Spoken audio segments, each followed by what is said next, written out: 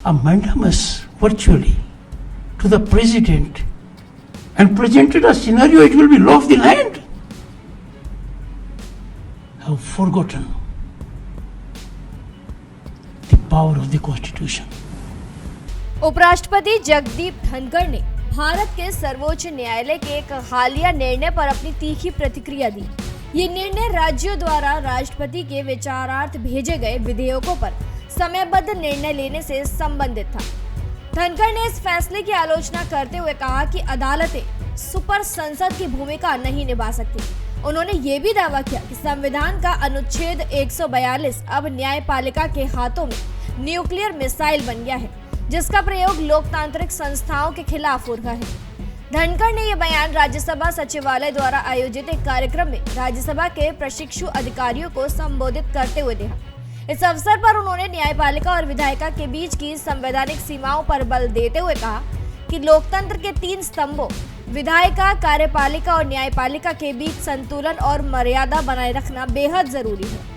अपने भाषण में उपराष्ट्रपति ने कहा कि हमारे पास ऐसे न्यायाधीश हैं जो कानून बनाना चाहते हैं, कार्यपालिका के कार्यों को अंजाम देना चाहते हैं और स्वयं को एक सुपर संसद के रूप में पेश कर रहे हैं, जबकि इन पर कोई जवाबदेही नहीं है।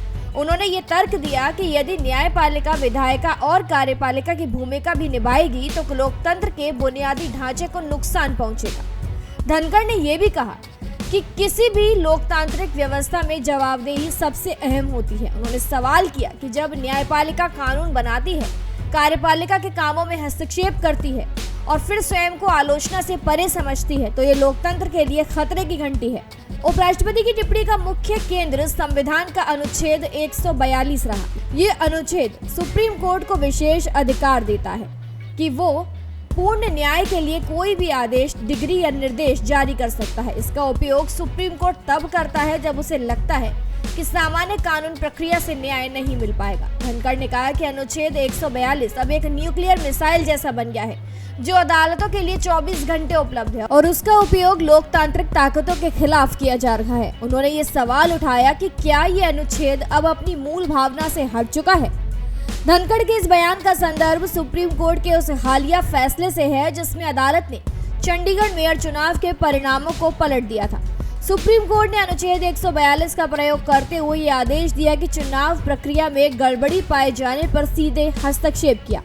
कोर्ट ने न केवल परिणाम रद्द किए बल्कि विजेता उम्मीदवार को बहाल भी कर दिया और इस फैसले की व्यापक चर्चा हुई। इसे न्यायपालिका की सशक्त भूमिका के उदाहरण के रूप में देखा गया।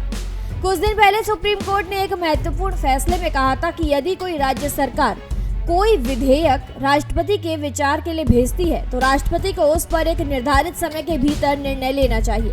अदालत ने ये टिप्पणी राज्यपालों द्वारा विधेयक को लंबे समय तक लंबित रखने की प्रवृत्ति को देखते हुए दी थी। इसी निर्णय पर उपराष्ट्रपति ने नाराजगी जताई और कहा कि ये न्यायपालिका द्वारा कार्यपालिका के क्षेत्र में हस्तक्षेप है। उपराष्ट्रपति जगदीप धनखड़ की ये टिप्पणी भारत में लोकतंत्र के 3 स्तंभों न्यायपालिका, विधायिका और कार्यपालिका के बीच बढ़ती खींचतान को दिखाती है, जहां सुप्रीम कोर्ट अपने संवैधानिक अधिकारों का उपयोग कर रहा है और वहीं संवैधानिक पदों पर बैठे नेता इसके दायरे और असर पर सवाल उठा रहे हैं। ये बहस न केवल संवैधानिक व्याख्या का मुद्दा है बल्कि इसके लोकतंत्र की संरचना और संतुलन पर भी महत्वपूर्ण प्रश्न खड़े होते हैं। फिलहाल जानकारी के लिए इतना ही। खबरों के लिए जरूर सब्सक्राइब करें भारत एक्सप्रेस।